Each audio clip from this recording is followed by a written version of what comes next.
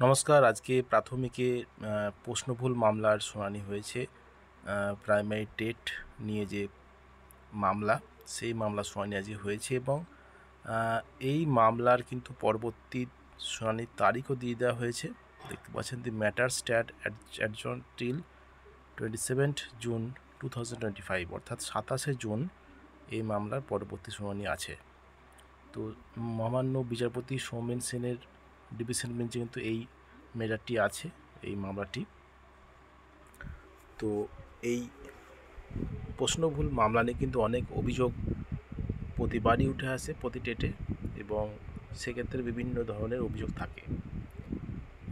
তো সেই অভিযোগ নিয়েই কিন্তু এই মামলা 2012, 2014, 2017, 2022 সমস্ত ক্ষেত্রেই কিন্তু এই প্রশ্নভুল মামলা কিন্তু হয়েছে এবং সেগুলো চলছে রীতিমতো। তো আমরা দেখেছি অনেক 2014 সালের টেট নিয়ে, সেখানেও কিন্তু এই ধরনের বিষয়টা কিন্তু উঠে এসছে।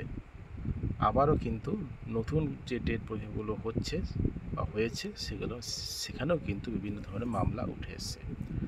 তো সেই মামলা কিন্তু চলছে বিভিন্ন বিষয় নিয়ে, এবং আগেও আমরা দেখেছি বিভিন্ন কমিটি তৈরি করা হয়েছে প্রাথমিক প্রশ্নভুল মামলা নিয়ে প্রাথমিক টেটে, এবং সেখানে বিভিন্ন বিষয় নিয়ে একটা 2014 সালের টেটের ক্ষেত্রে কিন্তু রায় হয়েছিল 6 নম্বর সময় দিতে হবে, এবং সেটা সুপ্রিম কোর্ট যায়, এবং তার পরবর্তী সময় কিন্তু কী খবর হয়েছে, তার মামলাটা পরবর্তী কী অগ্রগতি হয়েছে সেই বিষয়ে কিন্তু এখনও কিছু জানা যায়নি।